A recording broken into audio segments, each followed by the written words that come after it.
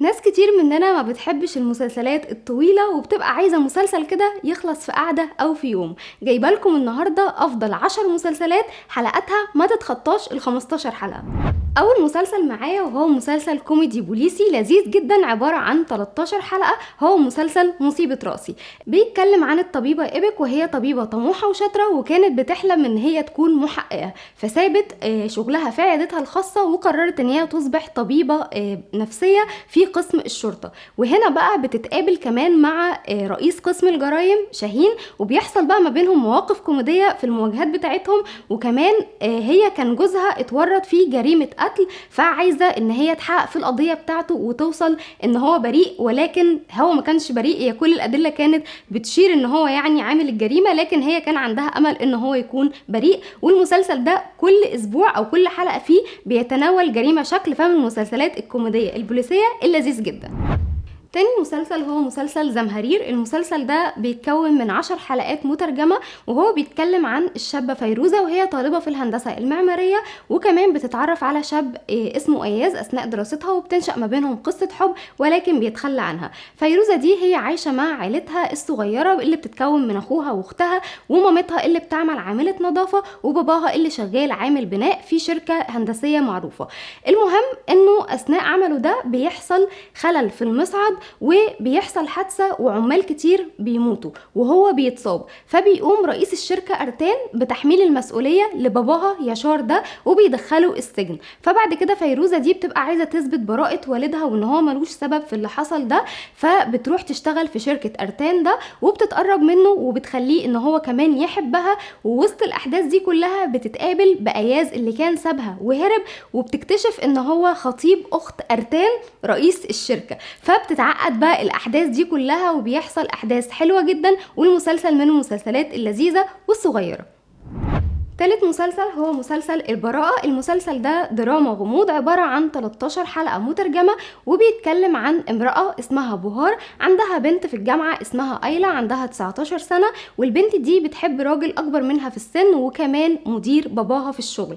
البنت دي بتبدأ الأحداث يوم عيد ميلادها إن هي بتهرب من البيت بتاعها وراحة بقى تقابل الشخص اللي بتحبه ده عشان تمنعه من جوازه بخطيبته. فبتتعرض للضرب وكمان بتترمى على الطريق، وبعد كده مامتها بتعرف وهي الوحيدة اللي بتقف معاها وبتساعدها، وبترفع قضايا على المدير بتاع جوزها ده، وكمان بتواجهه في الصحافة والتلفزيون وبتفضحه في كل الدنيا. وكمان مامة المدير ده بترد عليها وبيحاولوا ان هم يلفقوا تهمة لأيلا بنتها. احداث المسلسل لذيذة جدا، من الحاجات اللي انتوا هتتمتعوا وانتوا بتتفرجوا بيها وهتتأثروا بيه كمان جدا.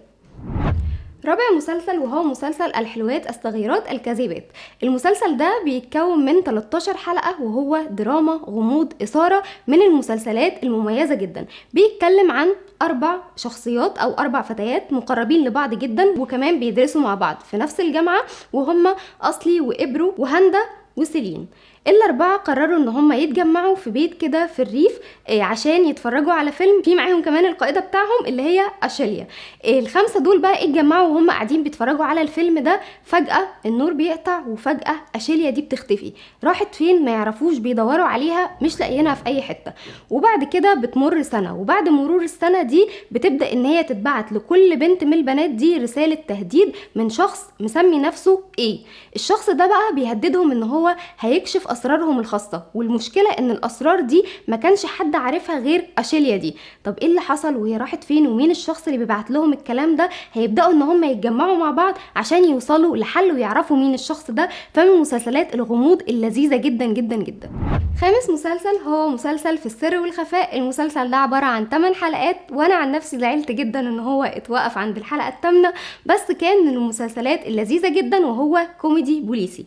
بيتكلم عن ناز اللي لسه متخرجة من كلية الشرطة حديثا، وكمان الشرطي بمير اللي عنده خبرة واسعة في سلك الشرطة او في مجال الشرطة. بيطلب من الاتنين بقى ان هم يمثلوا او يتجمعوا مع بعض في مهمة، هيمثلوا ان هم زوجين. فناز هتتحول لياز، وبمير هيبقى اسمه ليفنت، والاتنين هيتجوزوا، هيعملوا يعني ان هم متجوزين، وهيروحوا يقعدوا في كومباوند. الكومباوند ده موجود فيه شخص اسمه طارق، وهو زعيم مافيا، وهيحاولوا بقى ان هم يتقربوا منه ويكسبوا يكسبوا ثقته عشان يكشفوه ويسلموه للعدالة. كل الأحداث دي بقى بتدور في إطار كوميدي لذيذ جدا، خصوصا بعد ما عيلة كمان ناز بتعرف ان هي اتجوزت من وراهم، وبتحدث أحداث حلوة جدا وغريبة كلها لذيذة، ومسلسلات اللي انتوا مش هتبطلوا ضحك وانتوا قاعدين تتفرجوا عليه. سادس مسلسل وهو مسلسل جانبي الأيسر، والمسلسل ده عبارة عن 12 حلقة مترجمة، وهو درامي اجتماعي. بيتكلم عن بنت اتولدت في عيلة غنية جدا، ولكن وقت ما دخلت الجامعة بتضطر ان هي تتنقل مع مامتها لحي في الطبقة الوسطى، وبتاخد منحة من جامعة كوزي ان هي تدرس فيها، وكمان بتحلم ان هي تكون محامية. لما بتروح تدرس في الجامعة دي بتتقابل بقى مع الشاب سليم، وهو شاب غني من عيلة غنية، وفي اختلاف طبقات ما بينهم واختلاف فروقات ما بينهم، وبيجمع الاتنين ما بينهم قصة حب، لكن بيواجهوا تحديات كبيرة جدا.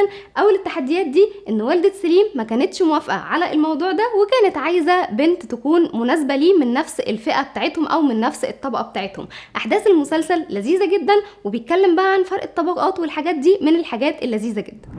سابع مسلسل هو مسلسل المعلم. المسلسل ده من القصص الحلوة جدا جدا، وهو عبارة عن 9 حلقات.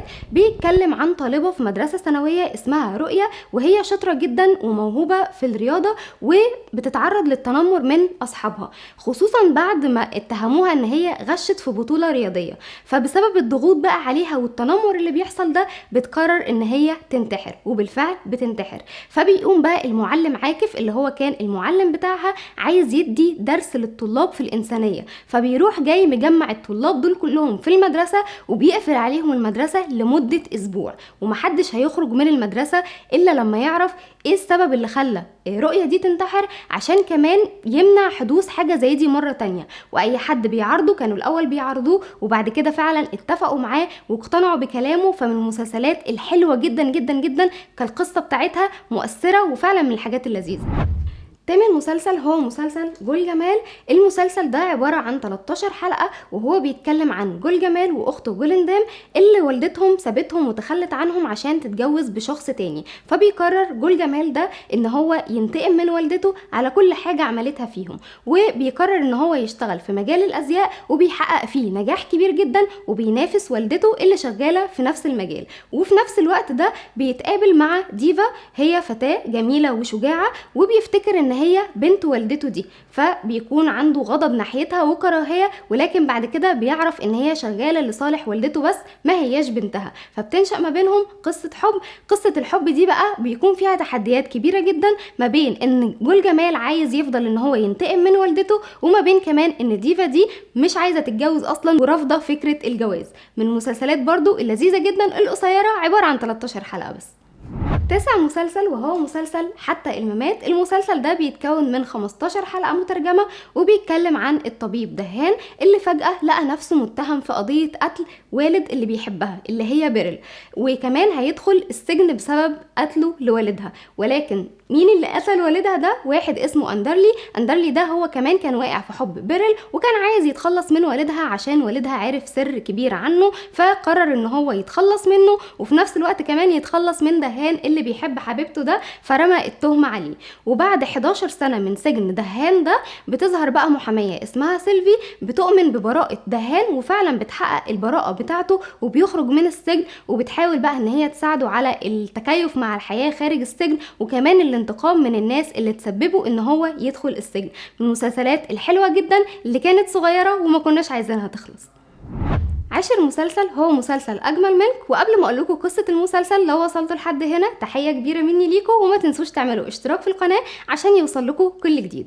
مسلسل بقى أجمل منك هو عبارة عن 14 حلقة مترجمة، وهو تصنيفه كوميدي رومانسي. بيتكلم عن الطبيبة الجلدية إفسون اللي كانت عايشة مع باباها في قرية صغيرة في عنتاب، ومامتها كانت سابتهم وراحت اسطنبول، وعندها مركز تجميل في اسطنبول كبير جدا.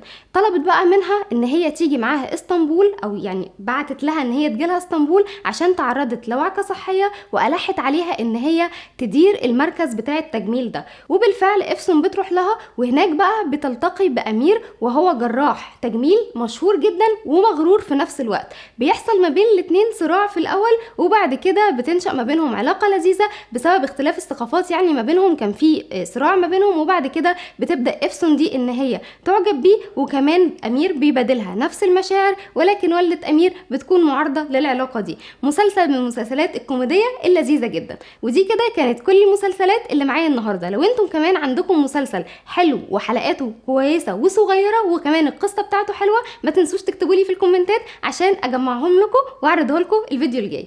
سلام.